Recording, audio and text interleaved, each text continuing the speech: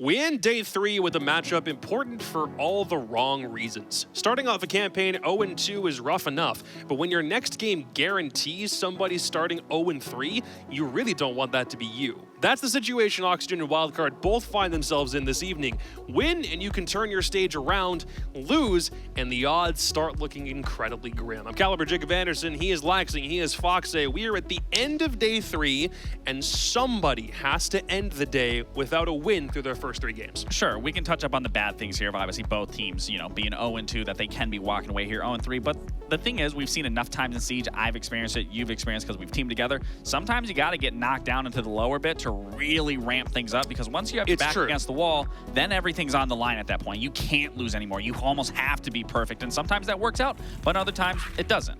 Yeah, sometimes you just get a little too comfortable in your position, and I think that really is the story for OXG, is they just got very comfortable constantly going to majors, constantly having things given easy to them. Now they just got to fight their way back to getting back on top. Wales Wildcard, since their conception in the league, has just been fighting to make a name for themselves into a team that should be talked about to going to these events. Just like starting off 0-3 isn't a guarantee that you make the major, 3-0 isn't a guarantee that you make the major, starting off 0-3 also isn't the death knell. The Grim Reaper is not going to be knocking at your door saying, oh, your stage is over if you lose your first 3 games. Remember, C9BC lost their first 3 games, then basically won out in order to go to Manchester, and then they won the event. So it's not the end of the world, it's just a really bad start. Yeah, and there's qualifiers too. No one wants to find themselves there, but again, as long as you can secure playoffs, even if you're 0-3, as long as you make 6th place, you can still find yourself in a good position. It's possible, but let's give Oxygen some flowers because they've tried for these past couple of games, but there's still some things that we need to see them improve on.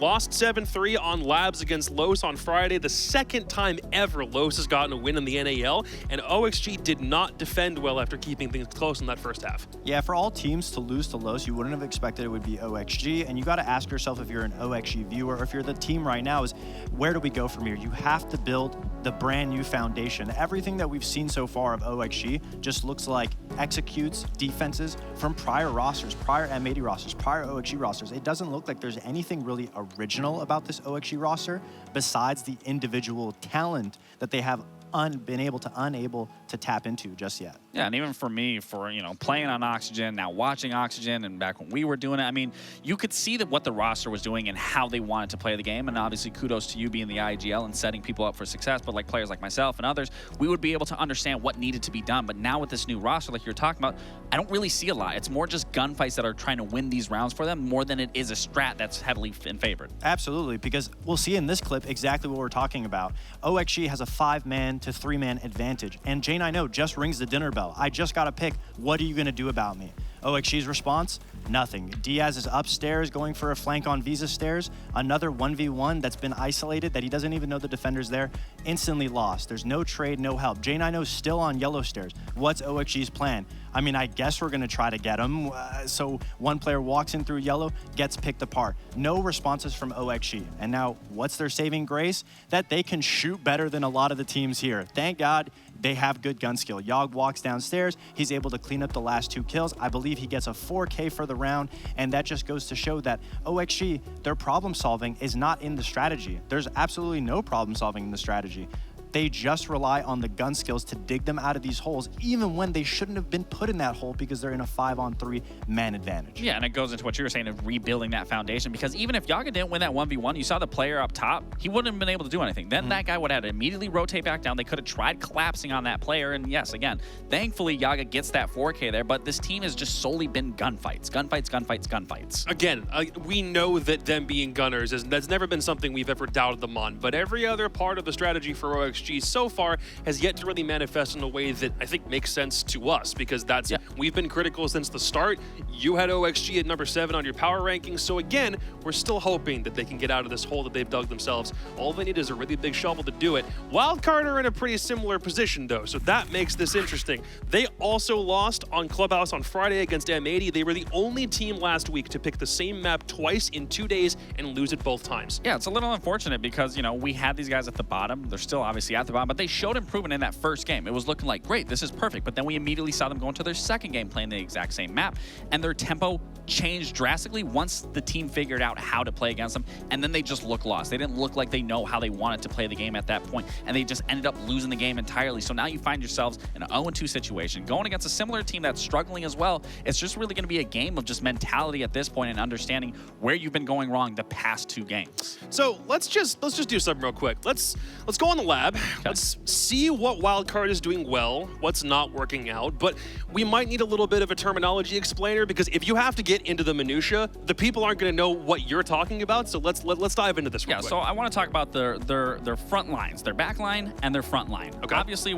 you want to put that in terminology for guys, like think of soccer. You have your attackers, you have your midfield, you have your defenders. Okay. This is what I want to talk about with Wildcard, specifically their weak front line. We've talked about Spiff. He's their entry player. He's the one that's creating that space, creating those opening engagements. But the unfortunate reality is, when you look at his entry, sure, he is 2-6, and we did highlight him saying, if he dies, great. He still creates it. He gets that trade. But if he can stay alive and just create that man advantage and keep playing off that man advantage, they will just naturally look better already. So that's already where they're weak at in their front line. Then you look at their back line with an experienced player like Bosco being one of the best players, one of the best defenders, and now your IGL, he's not performing. You are at a struggle here, because not only is your front line putting up numbers, neither is your back line, but your midfield, your mid support is doing everything. At least one of those fields need to be stronger than the other, and Wildcard will find that success. Cool. So the early game needs to be better. The late game needs to be better. One of them is with a player that came in this stage who hadn't played with them before, but the other is with Bosco, who's been with this team for quite a while. And it's not an excuse to say, just because these players have all this experience that this needs to be done. This is just basic fundamentals of just understanding, this is your role, this is how you need to be playing. And especially for Bosco, having that world championship underneath the belt, having tons of experience, he needs to be setting his team up for success and also be able to be relied on when he's back in that defensive role and supporting and holding down that site. All right, so we're looking at both Bosco and Spiff in this game for the viewers at home. Those are the 2 people that we specifically want to pay attention to. We caught up with Spiker before the stage started to get a preview on what things will look like, so let's hear what he has to say, and then we'll contrast that against how well they've done in stage 2 so far. Hi, my name is Spiker, and I play for Wildcard. After the EWC quals, we decided to part ways with Vert and pick up Spiff. And then after the conclusion of Element 3, we weren't completely happy with our progress and where we were as a team, so we decided to step away from Rampy and get Bay. The main thing that really stood out to us in our trial with Spiff during E3 was his commitment to his true entry role, where he would get in there and do what he needed to do for his role. Even if it meant dying, he would never complain about it. He would just do his job and get it done. And then with Bay, his gun skill is insane. He's already won in a ton of 1vx's. He has an impact in every single round. Obviously, our expectation going into every stage is always, to make the major. But at minimum, we want to at least make playoffs. We haven't had a ton of prep time going into the stage, so our second half of the stage should definitely be better than the first half. The more time we have as a roster, the more we'll mesh together, the more plays we'll cook up, whatever. If I was to describe our playstyle in one word, I would say dynamic. Last stage, we were pretty readable because we would normally just clear pretty slow. Now we have a lot more plays in our playbook where we can switch the tempo, switch the style of the game. We could spawn peak one round and then play super reserved the next. We're just very good, I feel like, about switching how we're playing mid-map. I wouldn't really say that we have any rivals. For me, at least, it's probably just LG, just because I've been playing against those guys for 3 years now, and there's always some trash talk between us, so I would probably just say LG. Our goal is just to improve every single day we can. As long as we're improving every day and we put in our effort every single day, the results will come with time. We just need to keep faith in what we're doing. To Spiker's point, the more time you spend with a team, the better you're going to figure out how one another plays, what your strategies look like. It's a valid point, but the question becomes exactly how much time do you have before it kind of runs out? Your first week wasn't spent getting any points. If your second week were to start off doing something similar, then you start having that question and that doubt start to seep in. Yeah, I mean, in contrast to OXG, I actually really liked what I saw at a Wildcard. They haven't been able to fully cross over that finish line like we highlighted, the front line and the back line, and I agree with that too, that statement. Once they can fix those 2 main areas, they'll be able to really cross that threshold. A big issue for them too is Oregon being taken out of the map pool. They are a back line. When I think of back line, I think of their defenses. They're a defense-heavy team, and unfortunately, their defenses have been struggling recently.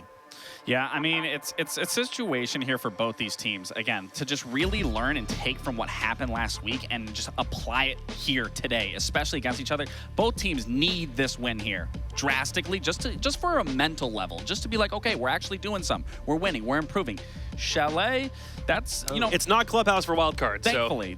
I am glad for that. This is a map that both teams are very comfortable on. They're both familiar with it, so I am expecting results here, but in terms of results, I want to specifically just highlight Wildcard because this is who I took. That I want to see that. I need to see that front line because this is a map where aggression can become important, but also your backline is going to be just as important here as well because it's a little mix of both worlds. I feel like Chalet, specifically from having experience playing against Wildcard, they were always very decent at the map. Their biggest issue was having that entry player. They used to have Vert be the player that would just run in, get those kills, but now they have Spiff, they have Bay who are able to do it just as fast. Whereas OXG, obviously having players like Gomez and Diaz and Yogg from the previous Exit roster, Chalet is also a really good map. But what worries me is I think this will be another recycled map for OXG where they just take strats from previous teams, and based off their map bans too, they've actually banned Bank, Sky, and Cafe in all of their games so far. And if you looked at the map bans, they banned Bank and Skyscraper. Cafe was banned by a Wildcard, so OXG banned Lair. It makes me also worried about the map pool that OXG has going into Stage 2. It doesn't really seem like it's too confident. So, I don't know. I mean, I'm stressed out if I'm OXG. At least for OXG, having Hat started at the beginning of the qualifier season, this was after the stage was already done. So they never played any NAL games with this exact lineup. So we're still looking for the areas where we know that they're good so that they can keep on capitalizing on the things that they do well. For Wildcard, we see the things that they're doing well, but it just hasn't translated to wins yet. And that's the thing, is like we have seen improvement from them. Regardless of seeing that 2-0, I have seen a little bit improvement and I want to see that consistency. But again, it starts with the front line and ends with the back line. And that's where I need to see specifically that happen here today in order to have faith in the future of this roster. But you think because they're playing OXG, then by default it should be good enough today?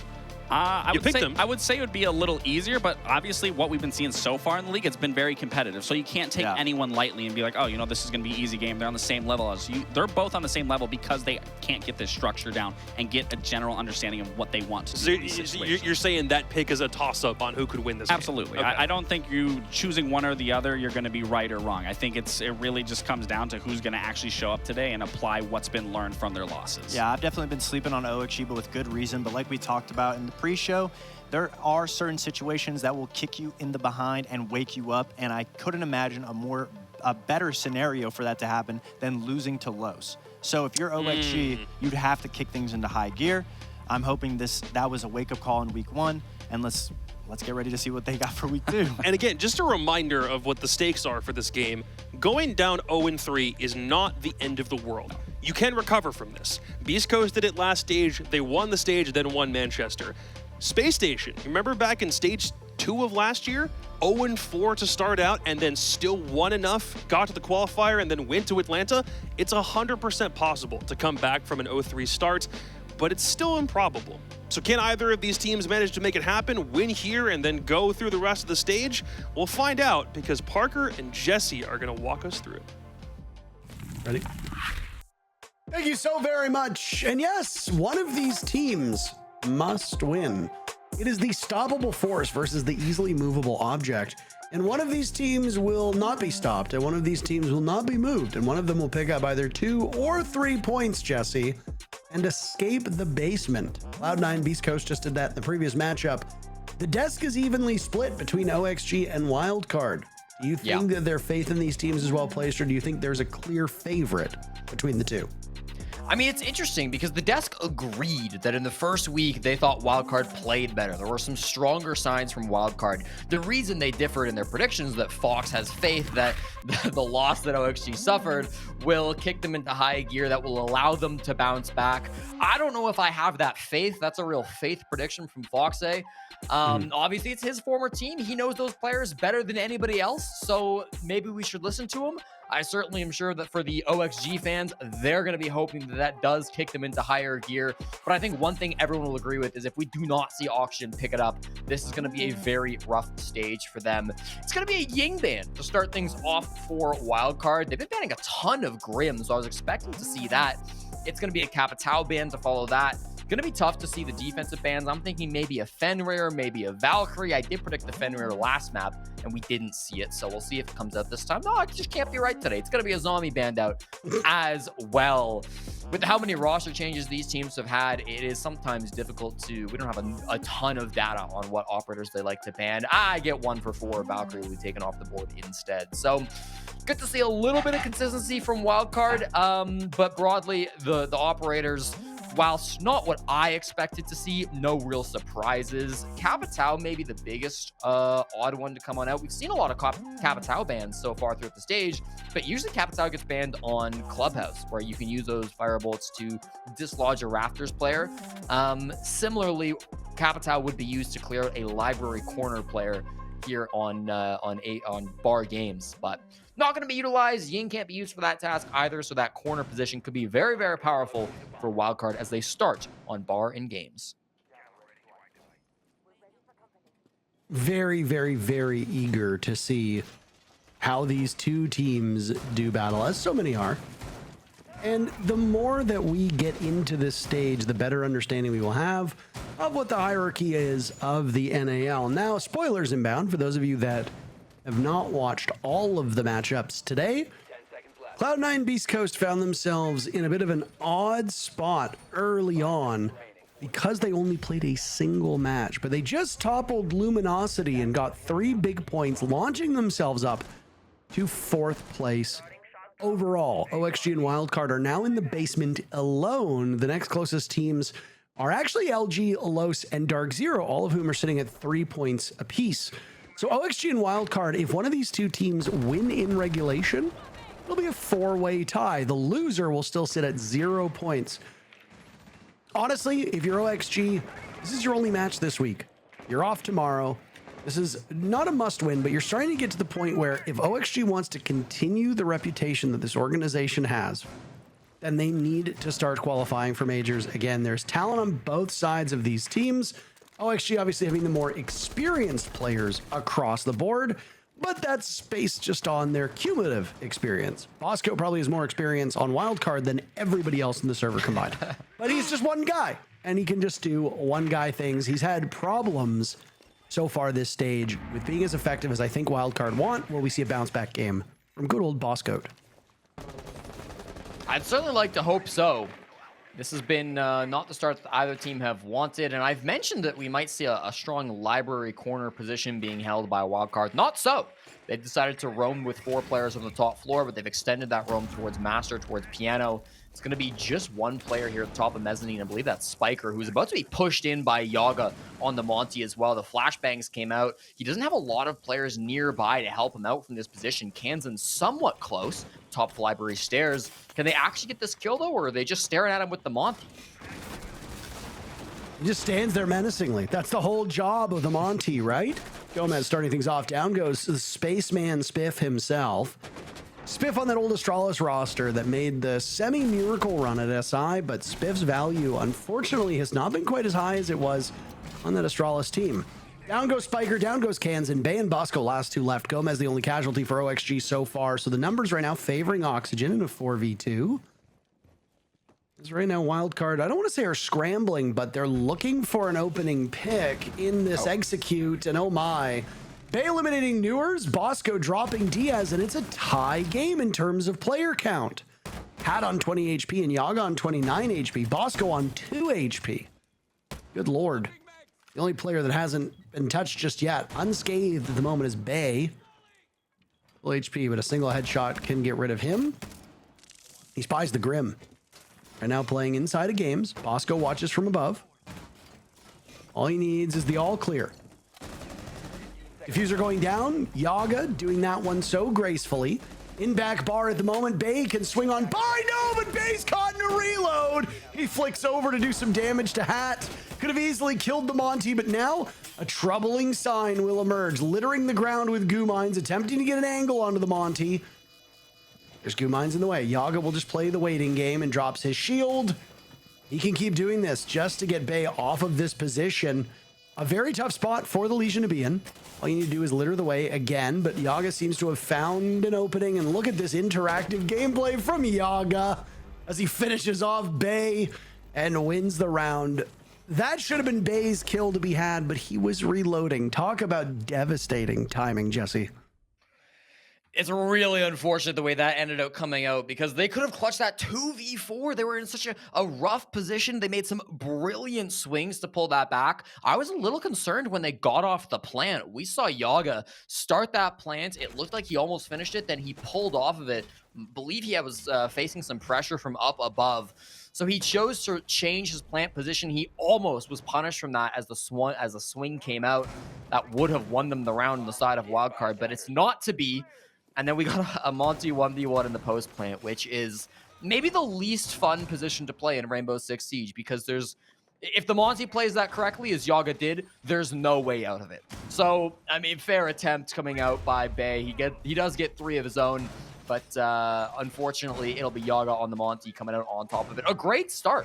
3-0, playing one of the strongest attackers in the game. It's going to be feeling very good for OXG. If they can keep Yaga fragging consistently, even on some of these less frag-focused roles, that'll be huge for them. Yaga was a really impactless player, I have to say, in Stage 1. He struggled for OXG in the first stage of the game of the season.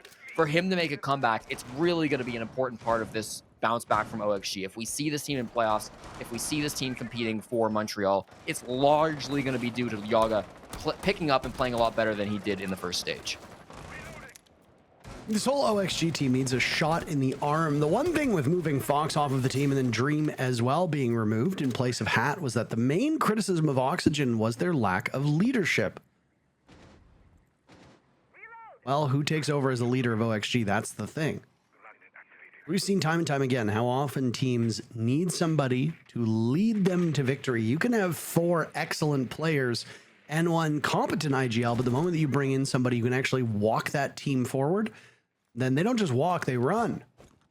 OXG needs that leadership as well. Newers is at a very quiet stage so far for a player of his caliber. That is usually not a good sign for Oxygen. But as you pointed out, plenty of bounce back time, and Yaga needs a big game too. Well, it's going to be a top floor clear most likely. It's going to be Spiker aggressing here in Mezzanine, the first one to go off. 3 magnets all stacked up to protect him, and they will do their job correctly. He remains unblinded up here. They don't have a great way to push him out. Last time they cleared this position with the Monty walking up the fireplace stairs. Not to be in Kansan.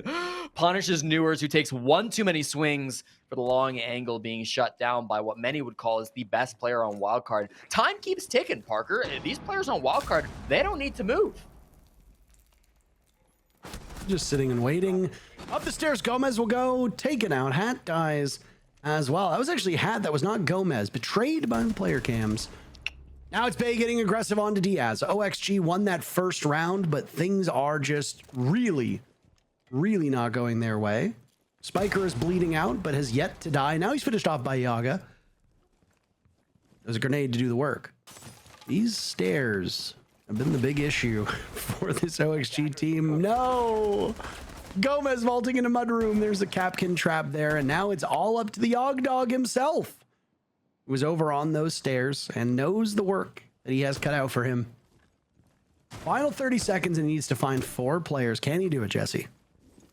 He'd be 7-0 if he does it.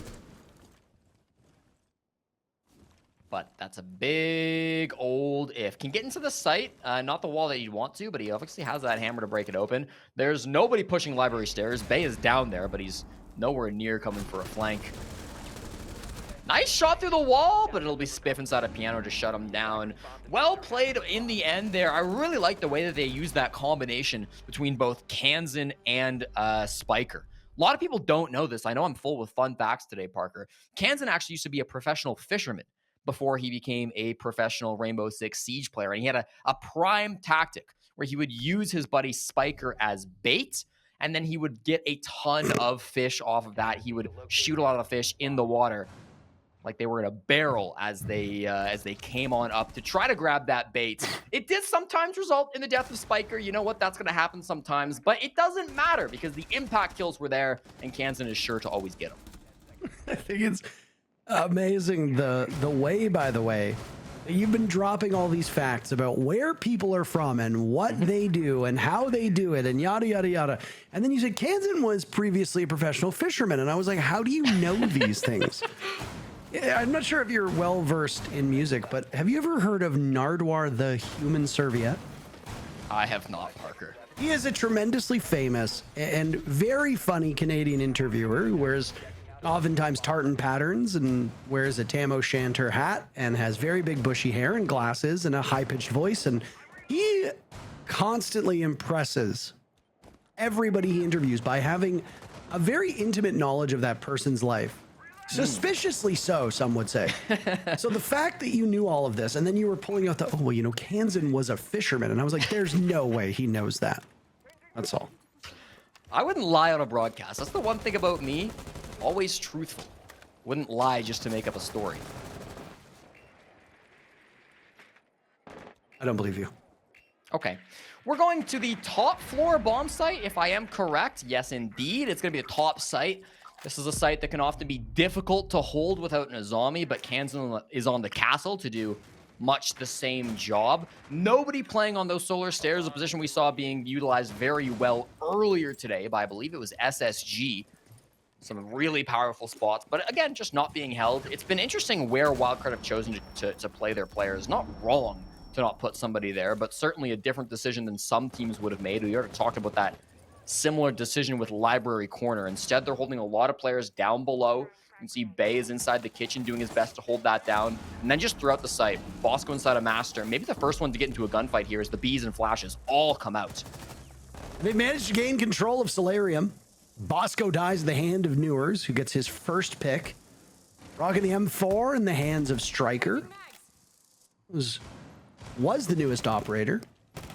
Technically still is, as our new operator is currently in quarantine. She and her robots will not be seen.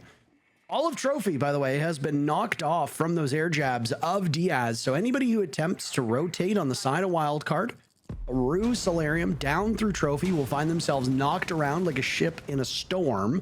Hat finds some safety behind the boxes of the bedroom. Diffuser down. Does nobody on the side of Wildcard know this? The three players just sitting waiting. Kansan runs over Gomez. Spiker dies to Diaz. Both of these teams back and forth. And now it's all up to Spiff, who dies at the hands of Diaz. The Diaz-Gomez combo is so strong. Diaz will celebrate that big kill. On some days when the fish just weren't biting, Kansan would sometimes himself become bait. Baiter, maybe many had called him, and he would refuse to engage with the fish until the fish had already planted the defuse kit, which is exactly what we saw going down there. A lot of the players on Wildcard, they didn't have Plant NAL. They didn't bring this type of utility. Yes, there was some bottom floor control briefly being held by Bay, but Bay was on, I believe it was the Legion, didn't have anything like a C4, wasn't playing Pulse or Solus, so couldn't have known that that plant was going down without outside information. And the rest of the players on Wildcard, they tried to make some stuff happen. I believe we saw Spiker run out the front door to try to deal with a player that was on the Master Rappel, but that didn't end up coming out to a kill or anything like that. So the players on Wildcard just not really able to have an impact, and that direct take in through Solar that Oxygen wanted to work for went beautifully well. Bosco was the first line of defense, and this is something the Des talked about a lot as well. In this round, it was Bosco, first line of defense, and then after that, there kind of was no line of defense. Every other player on Wildcard just wasn't really able to engage with the planter. And a lot of that does go to Oxygen's credit. You know, they did a good job distracting some of those players on Wildcard, on making that space sometimes very difficult to punish a team that's got such strong control of Solar. When you don't have that area of the map, it's difficult to retake. But broadly, yeah, I would have liked to see Wildcard maybe aggress a little bit farther or a little bit sooner before that plant went down, because in the post plant, it just felt like it was all Oxygen.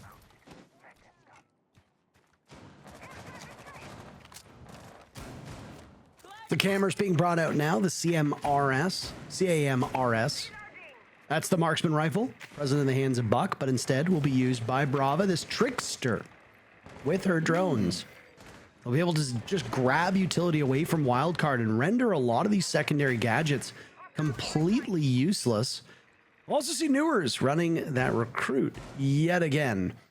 No real way to see what secondary gadgets are being brought by each individual operator, but if you look at the top left corner of your screen, It's 6 frag grenades being brought, 6 flashes and 2 smokes. There's a lot of destructive power, a lot of blinding, and if you look at the lineup from Wildcard, there really isn't that much to stop it. Might this also be the first round that we have seen both recruits get played other than the previous round? This is the first match, rather, sorry. Sentry and Striker at the exact same time in the NAL.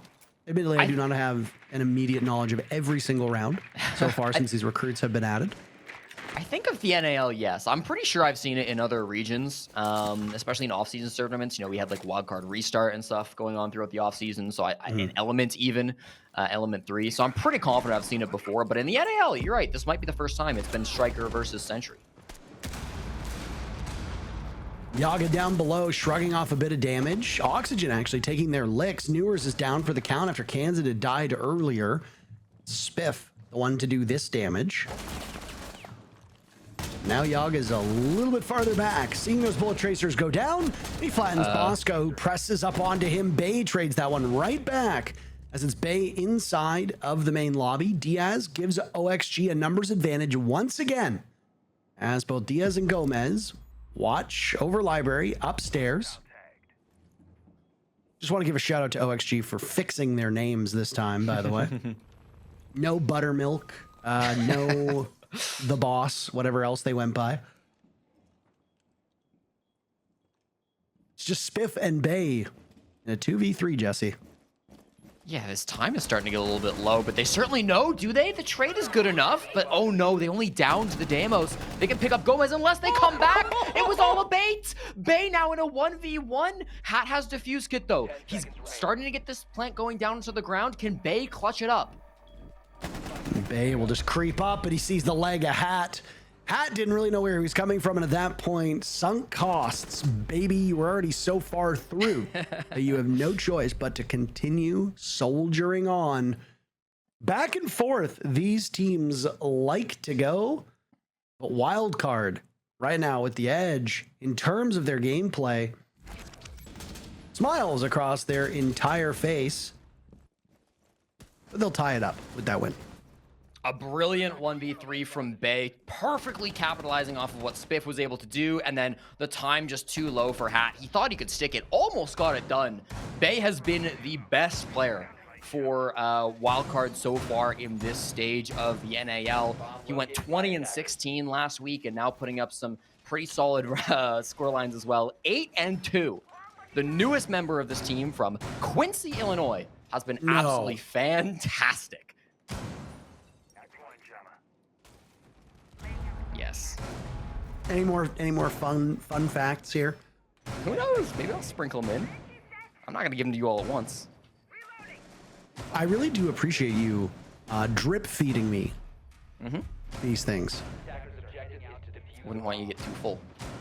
Too full on facts. Thanks. You brought a stats analyst onto the cast, okay? I have to fill the broadcast with something. Numbers can't hold everything, so it's fun facts. You also can't see any of the utility whatsoever, so it's not like you can actually do any analytical work on that side of things. You basically just have to go off of whatever you have on the back of your napkin, so.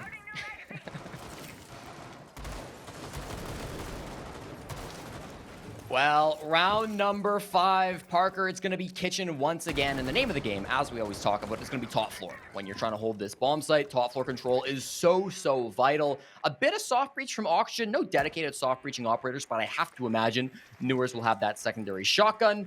No breaching charges being brought around, so we'll see what they want to do with this execute. A lot of players in and around Solar at the moment. On the side of Wildcard, again, they've got just 3 players up on the top floor. It'll be Kansan, Spiff, and Spiker trying to hold that down. Meanwhile, Bosco and Bay will lock down the bottom floor. Bay more over towards Gains.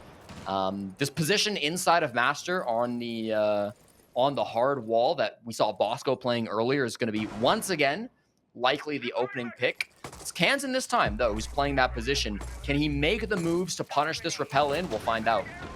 And immediately, Spiff and Bay lead off the killing.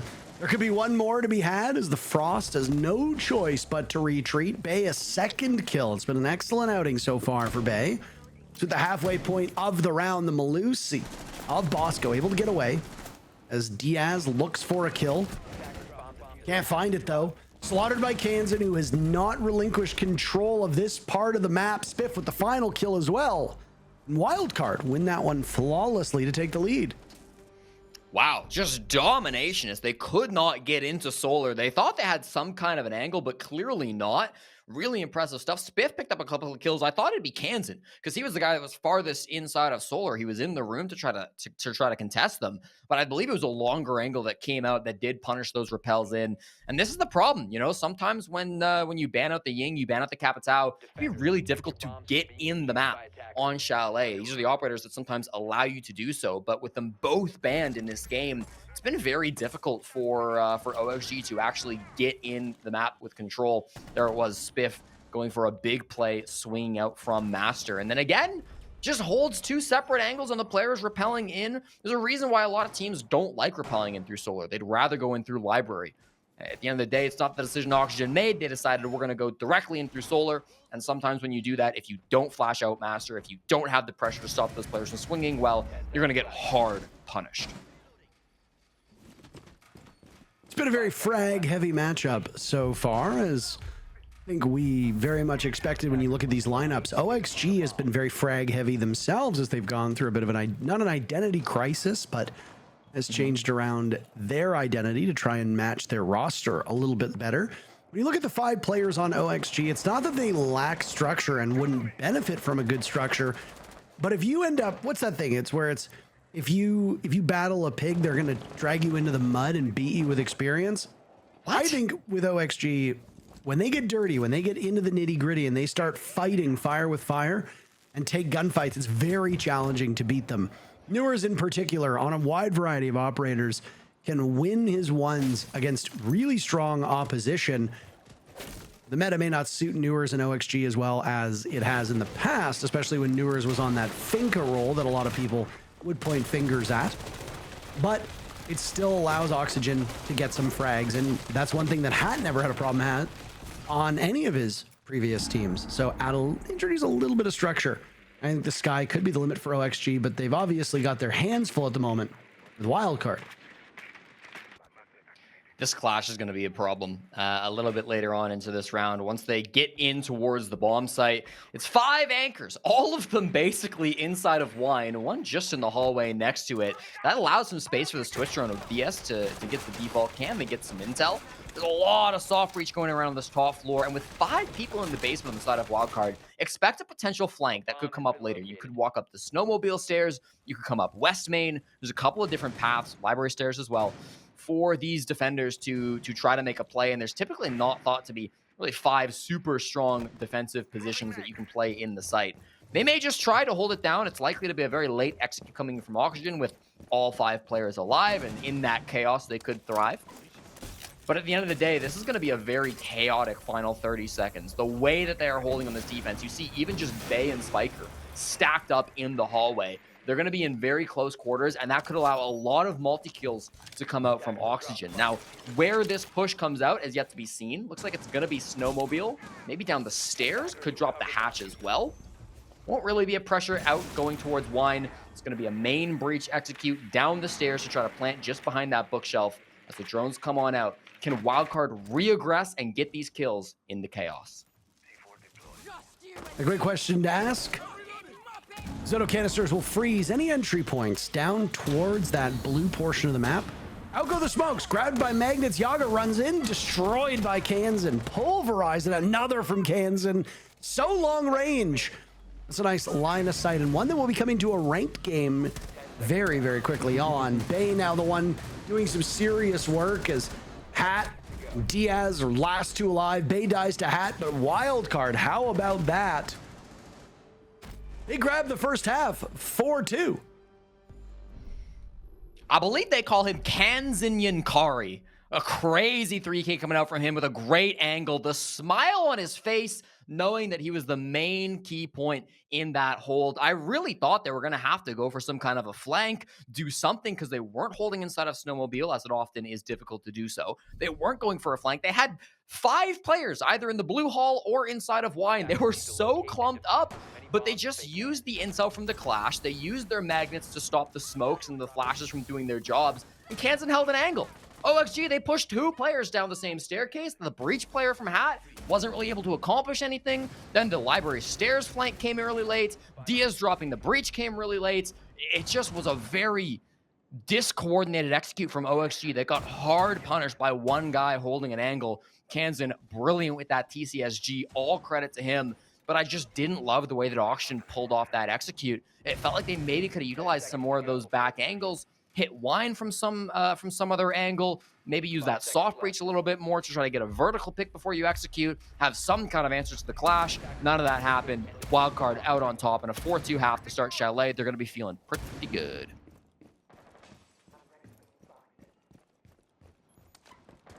Tactical timeouts still remain for both of these teams as well. And if those numbers can be trusted, the drone economy from Wildcard looking pretty good with still plenty of time left. There's no denial on the side of OXG that could possibly trip them up. You don't have to deal with mute jammers. You don't have to deal with Mozzie. I mean, you don't really see Mozzie much at all, so you don't have to deal with him more often than not. As for Wildcard, they'll bring additional drones, but there's no information to be gained from them. As you see, those boogie drones from Kansan's RAM will tear through the floor, but not provide any intel like, say, a Twitch drone, a Clutch drone, or a Rotero drone would. They managed to tear up some of that floor in the main lobby as the first minute of this second half is worn down. So Hat's going to be the key focal point for me this round. Obviously, the solo roamer. Everyone else in the basement, very similar hold to what Wildcard were running. But on Wildcard, they have this Dokkaebi. I've always been impressed with Spiker's Doke play. And if they can use this to hunt down Hat and find that pick, it could be a free opening kill. But instead, Bay goes down to Newers, who is in the basement, inside the, I believe he's, just in Snowmobile. Could have been on the breach that was able to go down. Not a player that you want to lose early. With both exothermic charges in the pocket of Bosco, I gotta wonder, are they not going to be able to open the Snowmobile breach? I mean, right now, it certainly seems like it'll be a challenge. Unless you can take care of anything Electric Claw related from above with the RAM. But beyond that, yeah, a lack of EMPs is really going to hurt you. They do have 2 pocket EMPs, though. And I wonder if it's the Grim that has access to those. So if they can find where the Electric Claw is, you can get rid of the electrification. Oh my. Spiker, you really tried there. It was a very good effort, but Hat was just prepared, ready, and waiting. On Hat, he's not done. Goes for the fadeaway. He grabs Kansan, but cannot outduel Bosco, as it's just up to Bosco and Spiff now, with OXG looking for a bounce back victory. Bosco will drop connector. Just as Wildcard brought the clash, so too will OXG, and Newers uses the DMR effectively enough to keep OXG within 1 round. Newers doing his best Kansan impression in that round, and back-to-back we see not quite 2 DMRs. I think technically the TCS uses a shotgun, but 2 long-range single-fire guns coming out to get the majority of those kills in both rounds, helped out by the clash. Very similar role. I thought that Hat was having a big impact, and he certainly did. The Dokkaebi play from Spiker, just not quite all there. I've been very happy with Spiker's performance on that operator. It's something I talked about a lot on the desk in stage 1 was how good Spiker can be with Dokkaebi. But I think the sound, I don't know, just didn't really line up for him. He thought that the roaming player was inside of Master. He was not. He was in office. I believe his phone was ringing. He certainly heard him, but couldn't echolocate like a bat. Spiker's hearing maybe not quite on point in that game. And Spiker's had a tough game overall. He's 0-5 at the moment, Parker. Has yet to find even a single kill on the board. Letting Hat get away with that flank, who then came back for a second kill, flanking in towards Fireplace, was really the rough start that Wildcard didn't want to see in round number 7. And then executing low man count into a clash never feels very good. So hoping to see Spiker bounce back. He'll pick up the Ash in the R4C, so that's definitely a good sign. But would love to see him getting involved and getting on the board, because I know he can be a really good player when he's on. And Ash just in general is not an odd pick to see right now, but every time we hear the R4C, I always think, oh, is there an Ash on the board? And I look and, oh no, it's actually a Ram. So it's always Ram, yeah. It's always Ram nowadays. And I mean, on this particular map, if you're attacking downstairs, or even if you're trying to pressure those main floor bomb sites, Ram is never really a bad option, because almost all of the floors over top of the sites on this map are destructible. Those boogie drones are one of the most effective ways to tear through the floor as quickly as humanly possible. The only other operator who's that good at ripping up the floor that quickly is actually Fuse. We don't really see. Spiff gets in early on, isolates Gomez, finds him, tracks him, and kills him. All within the first minute of action, and just like that, Wildcard have an advantage. Perfect little entry hunting down Gomez.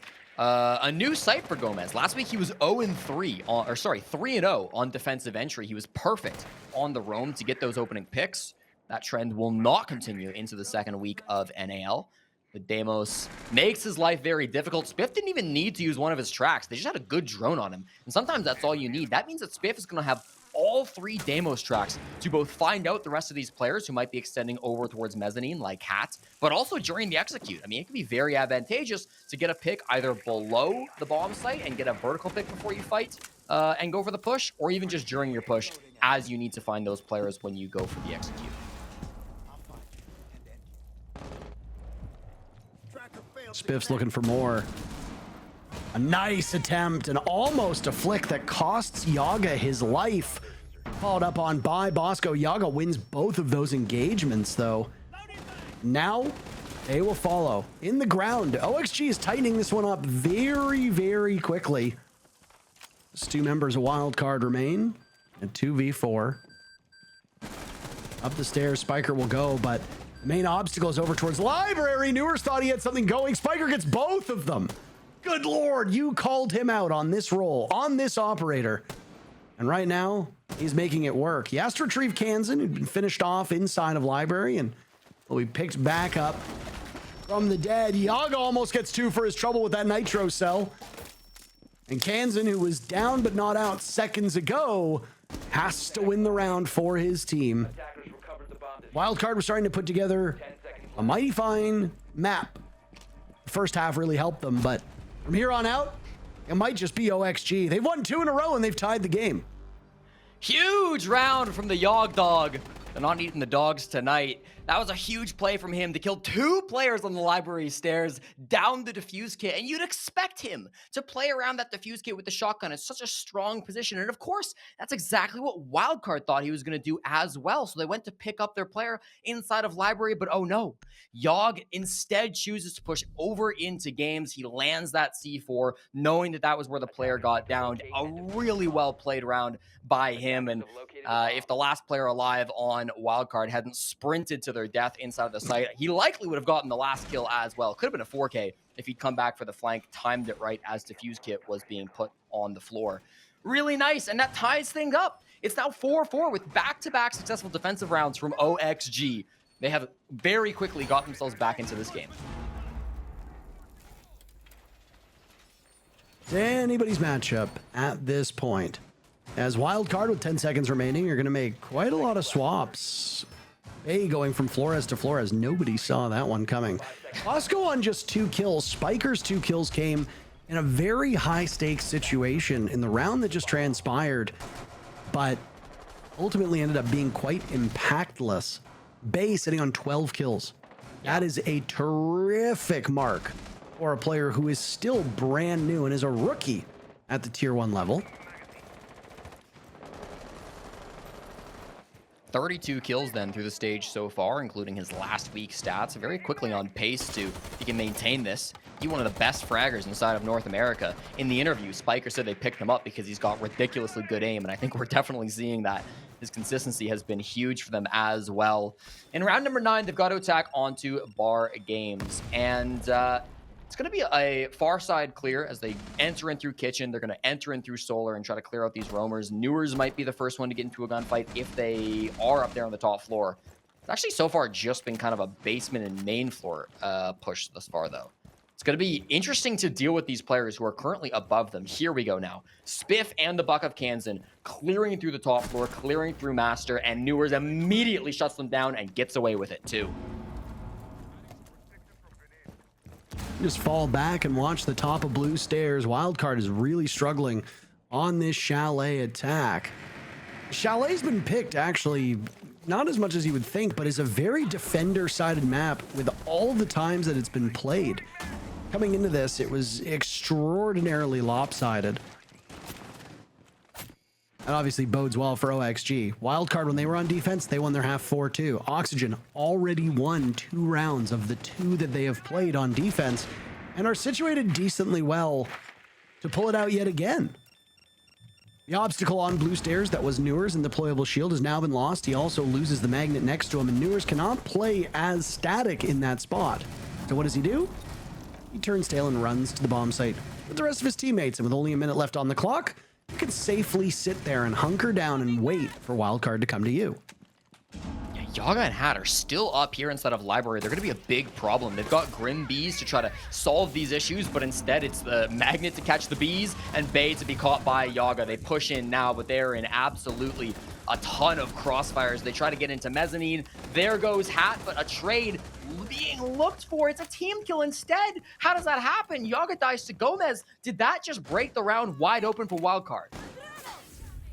Spiff now will help the rest of his teammates get right back up in terms of HP into a 3v3 with just a narrow bit of time left. Cams are in the pocket of Wildcard. Kansan and Bay will be watching those, giving their teammates quite a bit of information. Logic Bomb goes off, and the Bees will also find Gomez.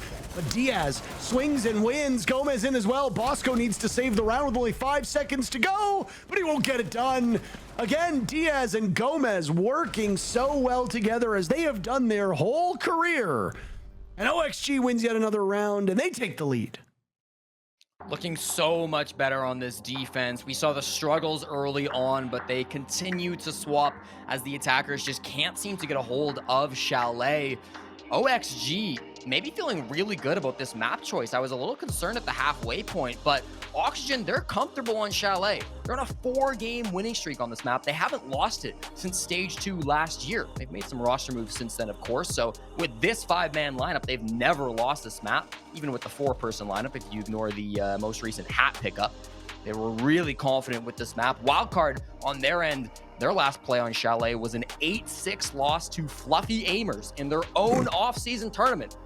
JJ Blast let them know what the deal was on this map, and I think Oxygen are kind of doing it once again. Not a single attack being won by Wildcard will prompt a tactical timeout. What can they do to try to make this map more favorable? I feel like they got to start slowing things down. It feels like in a lot of these early rounds, they're hunting for roamers, but they're doing it very solo. They cannot trade when the roamers get the opening pick, and maybe they're rushing into the gunfights a little bit too much. You know, these aggressive players on the side of OXG, they're holding an angle, they're getting a pick, and they're falling off. There's never any sort of response from Wildcard. So I really want to see these opening engagements be turned around. Wildcard desperately need it. This is a Wildcard team that got very close to victory on 2 separate occasions, but couldn't get the job done. OXG found themselves in the exact same spot. The exact same score lines that happened to Wildcard. Wildcard lost their first matchup 5-7. They lost their second matchup 4-7. OXG lost their first matchup 5-7. They lost their second matchup 4-7. That's why these teams sit at the same round differential, because they have the same trajectory so far. Now they are deviating. Oxygen is slowly eking out Wildcard with a single round victory. But if Wildcard can pull this together, and their coaching staff, Meepy can actually, and Justin, but I'm assuming Meepy is the one who's going to be talking to them. For those of you that might recognize that name, Meepy was a former player all the way back on Playing Ducks, on Snook and Nose, IDK, Team Secret, etc. Meepy has been around for ages. He has won DreamHack. He has played on multiple teams that have made it to LAN multiple times, but now is enjoying a break from social media by posting far less frequently and now just focusing on coaching and himself. And it's been nice to see me be doing well. Always a great guy. And well, I mean, his words to Wildcard might have worked, Jesse, because Hat is the first casualty for OXG, and Wildcard find themselves up in a 5v4. Not too bad from the coach. He'll take that, of course. I said I wanted to see them winning the entries, and that's exactly what they've been able to do with Hat going down early. And look at this. The drone will spot Gomez as well, playing the operator who is specifically designed to not get droned. Can they capitalize off of it now, though? The intel is perfect. They know exactly where he is. If they can flash him out, repel in, and get this kill, they'll be looking very, very good. Those are smokes that are going to go out. Spiker getting dropped. Another from Wildcard will hit the deck, and OXG now has the advantage. Logic bombs are going off, and Spiff can work off of this information. He's also got the Inox out, so he will see where they are going. He'll track Gomez well down below. Just want to try to evade whatever line of sight Wildcard might be able to get on him. Those little lines are very goofy, by the way. They remind me of anime when the drone speeds up and starts flying. Yeah. Literally reminds me of anime when they start to run fast and you see the lines go past them. I've never watched anime. I have no idea what you're talking about. Well, the speed might help out Wildcard, but they've, of course, lost 2 players now. They tried to track that Vigil. Again, they had the intel, but they couldn't punish him. He escaped to the other side of the map.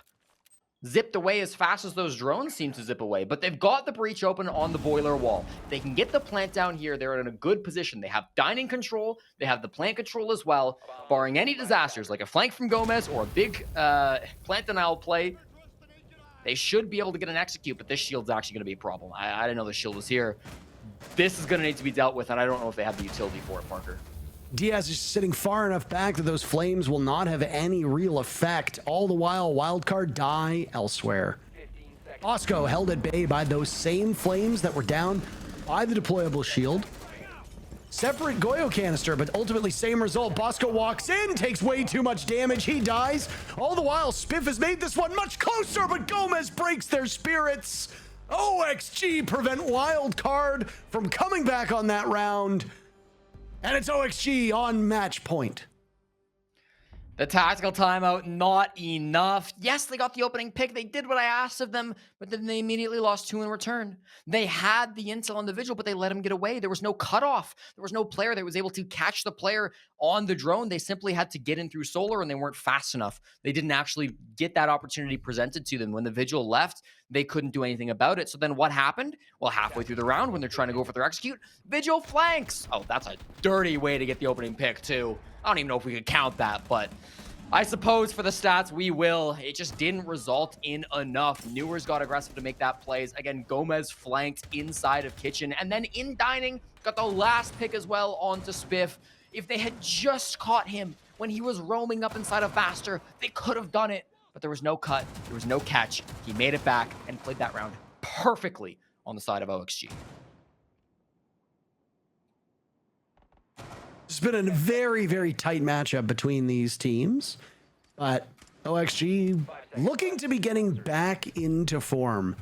They've guaranteed themselves at least 1 point. Wildcard will need to win 2 in a row to send us to overtime in hopes of picking up more than a single point. Right now, the likelihood is all 3 for OXG. We haven't really been given much reason to think that Wildcard will be able to pull this one back. At least not based off of the last couple rounds. You know, it's like they always say, you're only as good as your last round. In this case, it was only a matter of time, I think, until this OXG roster turned the corner. Yeah, they made some changes. They got rid of Fox A, and there might have been a dearth in leadership in the previous stage. They dropped Dream most recently. They brought in Hat. And the talk of Hat being brought in was that while he doesn't have a ton of experience as a player, hopefully he can bring some aggression and open things up. And we saw throughout all of the teams that he's played on in the NAL that Hat can consistently go toe-to-toe with some of the most formidable players in the league. Well, this is the biggest spotlight that's been on him. I won't say that he's not a leader, but he is not somebody who is brought onto a team specifically for leadership, like somebody like, say, a Geo would be if he was available, which he is. Like Canadian is when he's brought on, like Bosco is when he's brought on to a team. So if you're picking up somebody like Hat, you need other players to pick up that leadership role. And the question for OXG has always been, who is that going to be? Well, right now, it seems like they have solved some of these issues, but these are also these are 2 teams that have yet to get a win. So maybe it's just that they've got a weaker competition right now.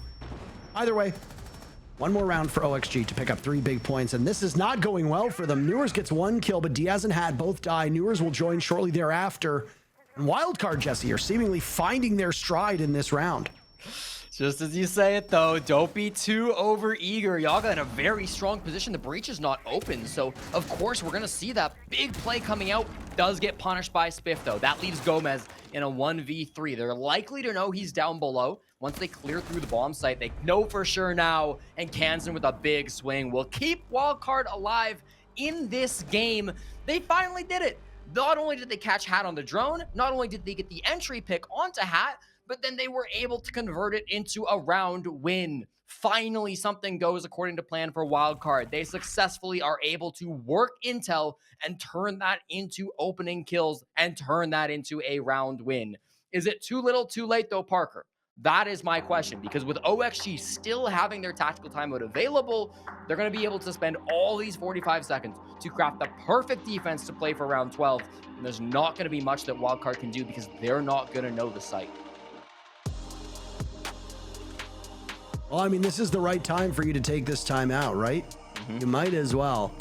You got 1 round remaining. Neither of these teams will have access to a timeout in overtime now. So what OXG will do is walk through this final round and then plot potentially what could happen in overtime. Admittedly, I have never played at this level. Neither of us have. No.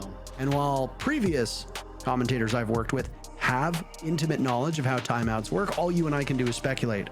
Sometimes coaches talk about things just to settle the players down. Maybe they think that OXG are getting a little bit ahead of themselves, and already they're here to pop the cork and start celebrating an early victory over Wildcard. Maybe when Wildcard took their timeout, it was about getting their heads back in the game because they were on tilt. Either way, this is a strategy that is not known to us. We don't get to hear what they say in the timeouts any longer. Those listen-ins are unfortunately no longer a part of the broadcast, which means all we can do is speculate and go off of what we know from previous teams. When you look at OXG, I imagine it's going to be a strategic talk, but more than anything, it'll be a talk about keeping them in the game. They have the lead. They're in a very comfortable spot. They've guaranteed themselves 1 point. You have shown through all of these rounds on defense, you are 4-1 right now on defense. Just keep doing what you've been doing. You're going to go to a bomb site. You've already won before. You won it back in round number 9 when you went to bar gaming. If you can pull it off yet again, that's the ball game. Keep your head in it. I know it's very basic stuff. I'm not a coach, Jesse, but it sounded very good. I think it sounded very good. I wouldn't know. I usually tune you out when you start yapping like that. But in any case, Wildcard, as you said, will be in the position to try to make this an overtime game. This is gonna be difficult with OXG setting up in and around the bomb site. It's Gomez in the basement. It's 3 players up above, Yogg, Newers, and Hat, and it's Diaz alone to lock down this site. They're spawned over by Library. They want to get inside of this part of the map. They've got the Nook as well from Spiker, who could come in any number of angles. West main, front door, wherever he pleases. But for the bulk of this team, the goal number 1 will be get in control of Library. There's nobody in the corner, but there is a mezzanine player they're going to have to deal with. That's going to be Hat. Watch out for him to get either the opening pick or the opening death in this round. All the pressure is going to be on him.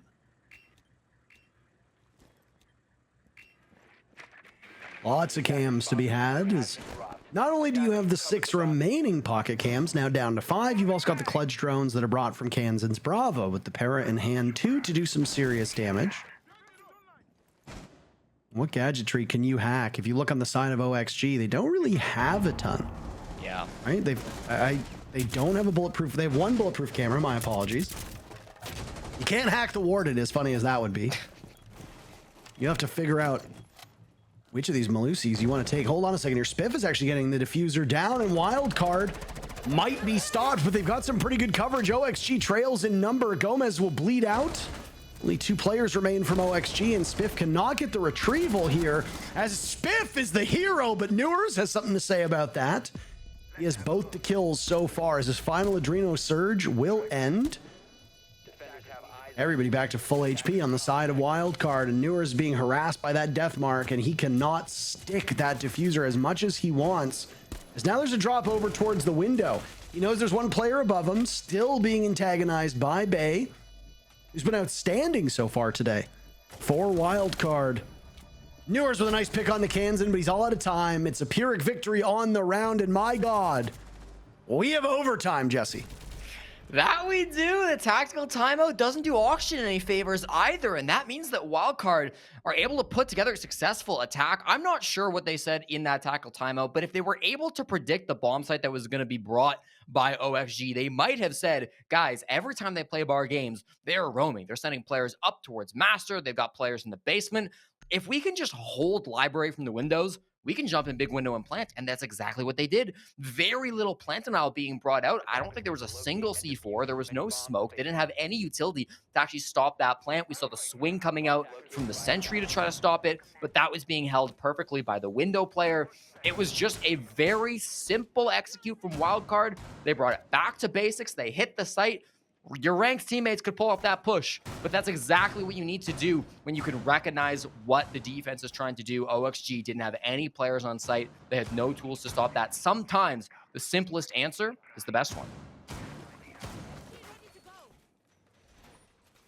Really, a lot of these rounds just come down to kills. I always feel like a broken record when we say it, but at the end of the day, sometimes it really does just boil down to, can you get those kills early on? Wildcard got in the site very quickly, took no prisoners whatsoever, and then were extraordinarily good at watching those re-entry points, not just from big window facing into games, but also commandeering above and ensuring that nobody could retake from Piano. Because if you manage to get that diffuser down, but you lose control of Piano, well, things usually don't go very well for you in the post plant. In this case, whoever holds on to that portion of the map is usually in an excellent position to hang on. And that's exactly what we saw. Wildcard did not relinquish control of that part of the map. They did not give up the window. They kept their sights steady, and they won the round. Now Wildcard are going to go on to defense for 2 of the 3 OT rounds. We might only need 2 rounds of OT, in which the defense obviously will just be passed back and forth, but the fact that the defenders have gone 4-2 so far on both sides bodes very well for Wildcard in OT. Yeah, they're definitely going to be in a better position coming into this one. Got to imagine that they're feeling good, but sometimes overtime can swap things up. You never know, especially if OXG can get their feet back under them. It's going to be a Monty play from Yaga to try to take control. And they might be doing the exact same push that we just saw Wildcard use. The difference is there's 2 C4s being held in the pockets of Wildcard, most notably Bosco, who's inside a bar, can C4 a plant if they do just try to jump in the game's window. I imagine they're going to try to at least kill Spiker, who's playing inside a mezzanine. They can walk Yaga up the fireplace stairs. It's exactly what they're doing now. They can find that pick onto him. That could be huge to start off this round. But at the moment, even with Logic Bombs playing out, they've been yet to secure even a single opening pick. We're almost at the 1-minute mark in this round. Yeah, I mean, the one thing with Dokkaebi is that since they've reworked her, the Logic Bombs function differently. You got to wait for them to generate. First pick is going to come from Oxygen. How brutal for Wildcard would this be if they have the favored side in overtime and they end up losing either way? And right now, the numbers are not in their favor. Gomez with all 3 kills so far for OXG. 2 more to be had. Bosco eliminating Gomez, so no potential for there to be an ace. Hat holding on to that diffuser. Diaz watching over top of him as Hat gets the plant off successfully. Now it's all about holding on for dear life. Hat's not able to do it. Spiff picks up a 2nd kill. Diaz, a man alone. 1v2, Wildcard looking for their best chance yet. Bosco slow on the jump out. Spiff at full HP will now drop. Nitro sell out. Diaz is far enough back, and another hop out will need to happen. Spiff will hop onto that diffuser. A flash is actually misplayed, and Spiff will once again turn to the window and win. Good Lord, you can see Diaz wants that one back. Unbelievable. Wildcard offering pieces of advice to OXG, but they are not well intentioned, and the head shake from Diaz tells us the whole story. Wildcard moved to match point despite OXG being in full control as of late. The one thing about Spiff, that guy don't whiff. Ridiculous clutch throw position that should have been unwinnable. One of the newest pickups on Wildcard, played so well in that late round execute. My God, just an insane play. I thought Gomez was going to be the star. I thought Gomez was going to be the main player, but no. These are the player reactions to Spiff's whiff or Spiff not whiffing. Hey, Bosco, Spiker, all very animated. Kansan, not one for theatrics, but either way, What? Just genuinely an amazing performance. Spiff on 16 kills. Bay on 16 kills as well. Hat, much heralded as a great gunner, coming over to this team, and he's just sitting on 6 himself. Same as Spiker, 3 and 11. Some players not really landing their shots as effectively as they want, but I feel like Spiff only had 3 kills when I made a comment about how he hasn't quite lived up to his success that he had when he was on Astralis. And he is making me eat my words. And let me tell you, I ate dinner already, so I'm very full. I'm not enjoying this moment one bit. That's why I drip feed you the statistics and the fun facts. Of course. Just small little like tapas of information, if you may. The desk even talked about how one of Spiff or Bosco needed to step it up. And Bosco's played well, nothing bad to say about him this game, but Spiff has been the star, of course, alongside Bay.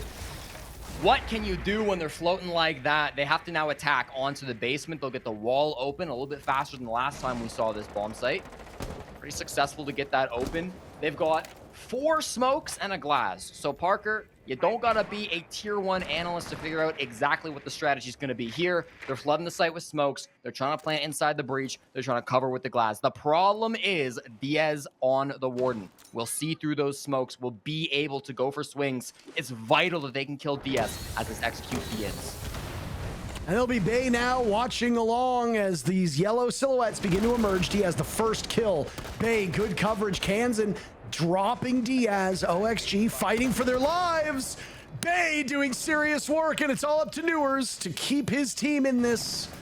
Isolated by the fire set by his own teammate. He has to wait an agonizing period of time before it clears. Diffuser will continue to run away, and Wildcard have so much going for them. They can hop on drones and collapse on Newers. OXG looked like the favorites until they no longer did, and Wildcard wins both rounds in OT. They win 4 of their own and take the matchup. 2 points to their name. OXG still walks away with 1.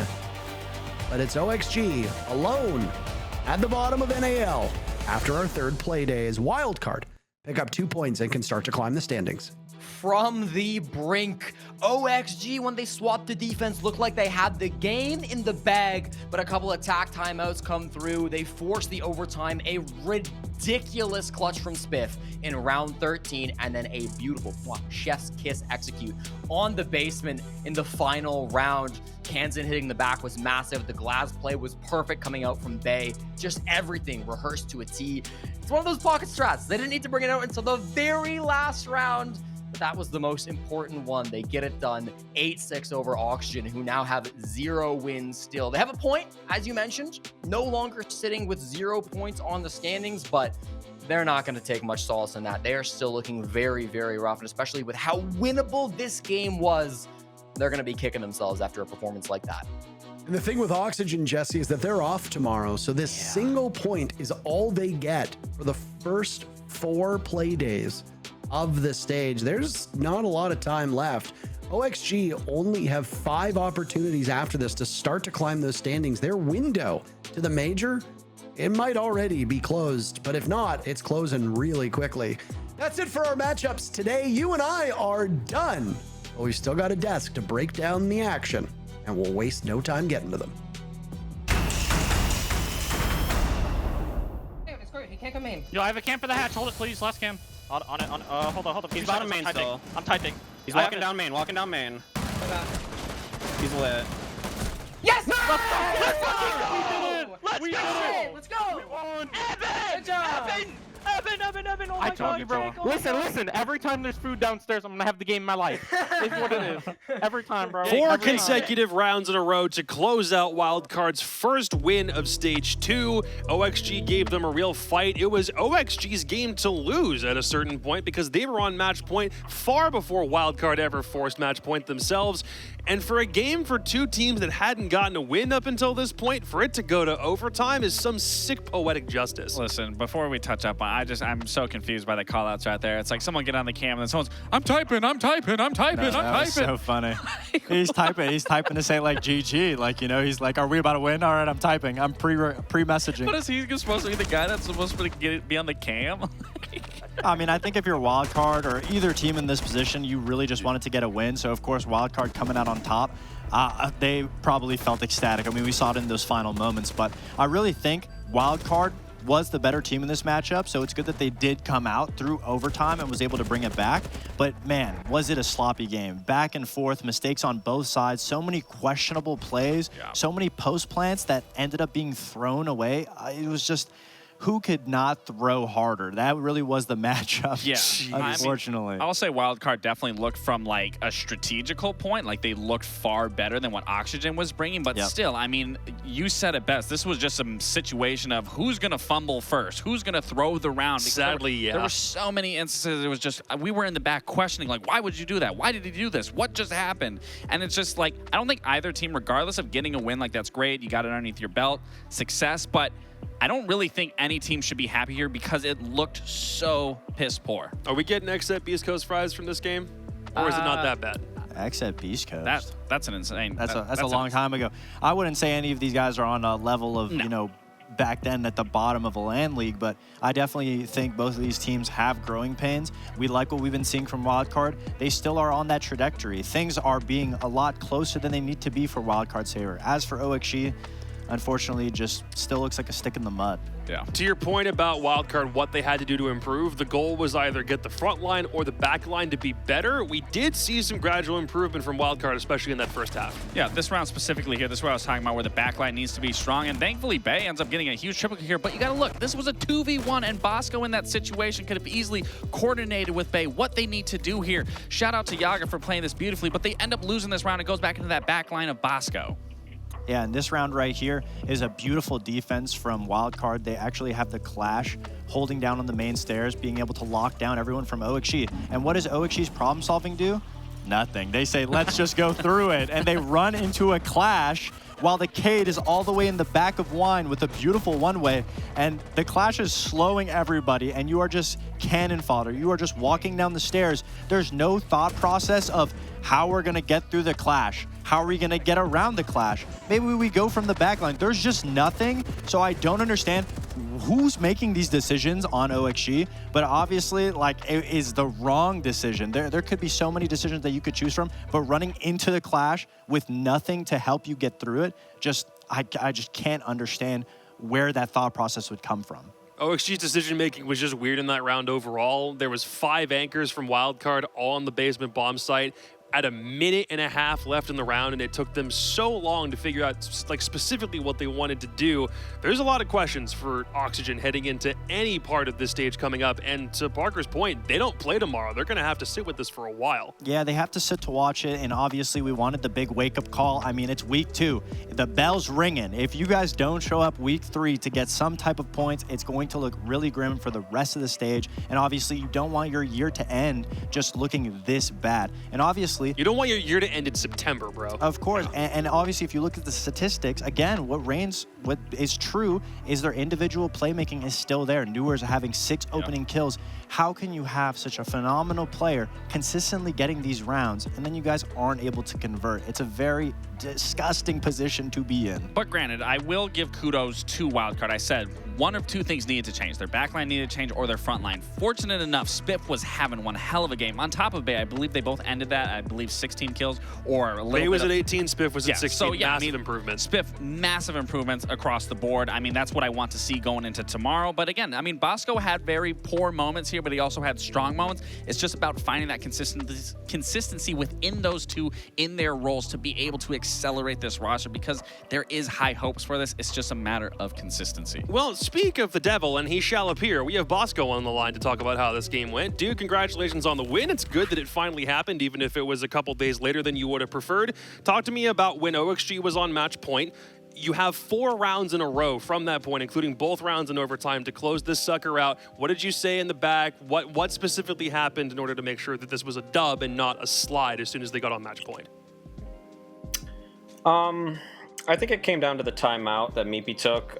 He just kind of gave us a reminder of what we've been struggling with on attack, and that's patience, honestly. We lack patience in certain situations, and it costs us lives, ends up giving numbers to the defense, and it's, sometimes just hard to come back from that. So he just reminded us, in the timeout that we need to be patient and not give our lives up before we're working certain parts of the map or working picks. And after that, we started working a lot better on attack together. I got a question for you, boss. Obviously, congratulations on the win here. What's been the biggest hurdle for you guys? Obviously, we've talked about in your guys' beginning games how you guys look. It's like slowly improving, but then in other areas, it looks like it's just staying the same or just not where it needs to be. Like, what's the main focus for the roster here? Well, we've kind of had to relearn our identity with the roster changes. Not so much with Chris, but when we picked up Jake, we really had to figure things out again, and especially for attack. And yeah, we're just focusing on working together best we can, making sure we're in the right spots. Not it kind of ties back to what I just said, not giving up lives so easily. That's like a huge problem for us. But I mean, I really don't think we've had a terrible start here. Like, I think we played pretty well against SQ. I think they're a very good team right now. 100%. Against M80, I think we didn't play up to our standards for ourselves, and I know we could have played so much better against them. And today, I mean, we played pretty well today. I think we could have played a little bit better in the early rounds of attack, but other than that, I mean, we're making progress. We see it in scrims. Just got to translate it to game day. And just a quick question. Are you guys satisfied with the win over Oxygen, or are you still a little like, that should have been better? We should have been performing way better and closed that out a lot faster. No, none of us had that vibe after we got the win. I mean, it was, especially when we were down 6-4, it was mostly just staying in this, staying focused, and working these rounds best we can, trying to adapt to some of their strats, because they had good setups. Like, their basement setup was very difficult. I'm actually glad they ran back the roam the second time in OT. If they would have run that Clash, like, Tube Cade strat, it could have been a different round for us, but we had something cooked for when they were going to hit the roam. For sure. Yeah, I'm really glad that you brought up your losing people early on attack, and just walk us through what the mental is like when you guys lose an opening pick first, or especially when you're down 6-4, when you're at a deficit. What's the communication like in the team, VC? Honestly, it's just the round just keeps chugging along, business as usual. It sucks if we lose a guy, but I mean, it is what it is. It's Siege. It happens. People are going to make plays or just peek something aggressively and win the gunfight. It's just about trying to get that pick back and then just keep working like a pick if we can, like isolating a pick and working it together if we can, before the numbers get too out of hand, I don't mean to make you have an old man moment or anything in particular, but you're the old man on your team, at least for the moment. Is anything that you have from previous experiences, from playing with Space Station, from winning a world title, does anything that you notice at all bleed into advice given to your teammates, or anything that happens in the middle of an execute, something to do with strategy? How much do you notice actually really, like, what helps the team? What do you notice from your time playing that has the most impact with this roster? I mean, it's a tough question. It's a hard question because Siege, it has evolved so much, and I've been playing it since the beginning, so like it's gone through so many different changes, meta changes. So I don't really think like anything that's happened in the past, like when I was on Space Station, like even really translates, because it's a different game now. Like the meta is completely different. I just try to bring my voice and my experience to help the guys, give guys direction, help them improve their aspects of the game when I see them making mistakes, and just trying to keep us all on the same page, in that hard support role. So just trying to be that voice of reason for the guys is like my main objective. Last question, C9BC tomorrow to close out the doubleheader. Any thoughts on them? No, I mean, we're ready to play those guys. It should be a fun match. All right. Sounds good, dude. Nothing else really left to be said. Again, congratulations on the win. Glad it finally happened in the end, and we'll see you for that C9 game tomorrow. All right, thank you. And very much to the casters' points, now everybody has points on the board. We just need one more team to get a win on the board at some point. Yeah, again, it's tough because, especially in this game specifically, it's a best of one.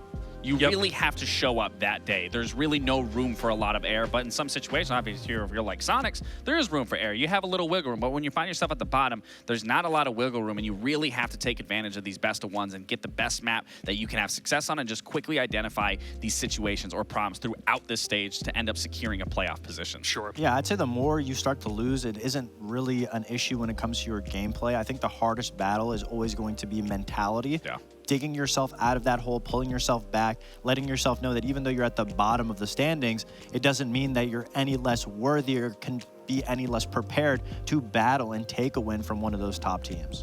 Let's recap the day real fast. It was a long one. We had some pauses to get through, but we're here. Day 3 is done. We move forward into the next third of the NAL starting tomorrow, but Sonics currently at the top of the table, and DZ got an upset today. So overall, not bad.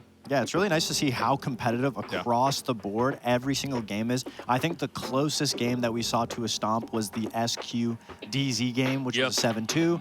And of course, Los's first game, I forgot who they played against as well. I think it was that was LG. I think it was LG. So obviously, besides those 2 games, the outliers, I mean, every game's just been so competitive, and it's just really nice to see what our league has become, especially from stage 1. I think there was something where it was like 78% of games started 4-0, and then welcome to what happens when everyone makes roster changes after SI, right? Yeah. Well, even then, there were roster changes back then, but I just think it's more so the fact is just people are learning the game quicker and having a general understanding of what needs to be done. And it's important to, obviously learn from your last stage or learn from the last major, whatever, wasn't working then that you can apply here. And again, we're seeing a very competitive league right now, which I'm excited to just see what, could happen or what maybe not is going to happen. Standings check after the first third of the NAL stage is already done. Put Sonics at the top of the table. Exactly which one of you had Sonics at the very top? Was it you, Fox? Yeah, I had him in top 2. I had M80 and Sonics in top 2 for sure. And then this is looking pretty spot on. It's looking pretty similar. To exactly what I had it. Only difference for me is obviously Cloud9 Beast Coast was at first. I had Space Station second, and then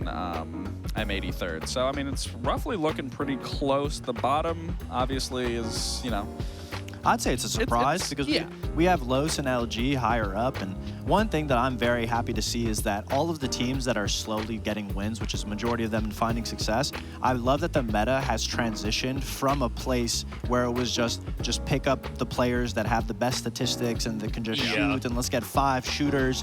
And now every single team is really relying on one person to be the IGL. It feels like the meta has shifted from what Bosco's saying, but fundamentally, it feels like it's almost like old Siege, the start of Pro League. I was gonna say, I feel like it's going back to that where there is a lot more role-focused things than just getting in and taking this nasty gunfight and winning the round off that alone, or, an LMG meta where, you're just putting the best guy on that LMG and you're just going around every corner pre-firing and hoping that, you get the 3 kills and then the round solidified. So I'm definitely thinking that with what you said, it is back to a fundamental game, whereas before it was more focused on mechanics. You're getting any nostalgia bait right now? Does any of that want to make you go back to playing at some point? Oh, absolutely not. I'm done playing. I'll say that right now. All right. I think OXG needs to hit the emergency call to my phone real quick. I'm not going to lie. I mean, it's not looking good. We've had rough times. We've maybe not made events. I've never been last. You haven't had a stage that start, right? And which is also, again, drastic because OXG were 5-0 at the beginning of last stage, 0-3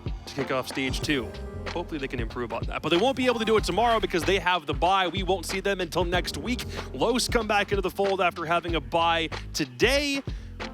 What game here looks the... Oh, dude, nah. Space Station Sonics to end the day? That one's going to be good. I mean, I do like the first game. We obviously haven't seen a lot from Los, so to really see them bounce back here, but obviously just keep Dark Zero's train going to see, if they're still improving. Obviously, they looked far better today than what we saw last week.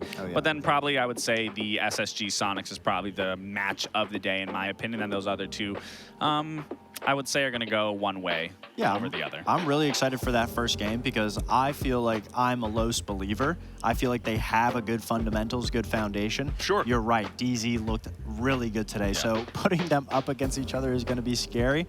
The rest of the games, I feel like across the board, like you said, it's very evenly matched.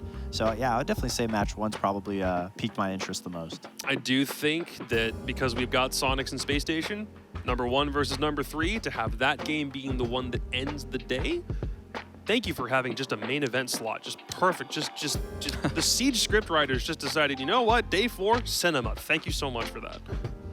Yeah, I mean, I just can't believe we're already on day 4. Like I said, I feel like we've been already seen like 8 games so far, but in reality, like, well, not 8 games, but like worked 8 days. But this is only the 3rd day and going into the 4th day tomorrow. Like there is still, You're just saying that because you were on Brazil. Yeah, I mean, probably realistically, but there's still so much Siege, and then there's playoffs, and then there's qualifiers. Like there's so much Siege left, but it feels like we're so in deep, and we aren't even at the halfway point. Yeah, and you brought up, is there nostalgia now with how everything is? But after seeing those listen-ins of the winning moments, I get a vibe and nostalgia of how the LAN League was when everyone played in Vegas. I see like the cheering moments and people standing up from their desks at home. I mean, it's pretty exciting to see, like during the regular stage. I haven't done that in a long time. Got to get the LAN League back at some point, man.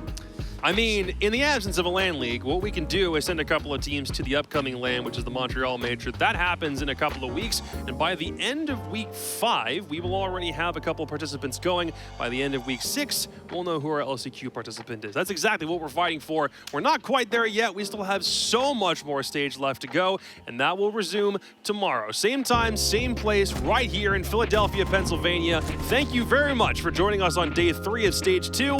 We'll be back for even more NAL mayhem tomorrow. Have a good night.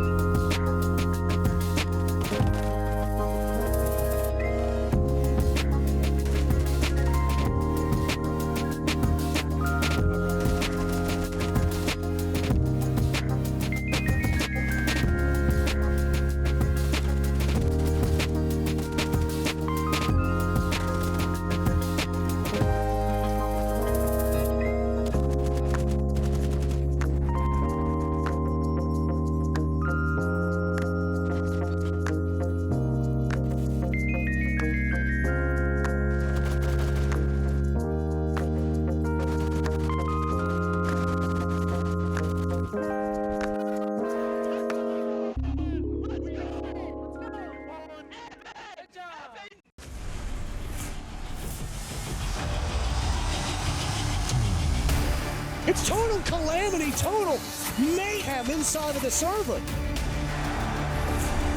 Out of nowhere, they find their round back into their favor. Holding up for the blood, the wave!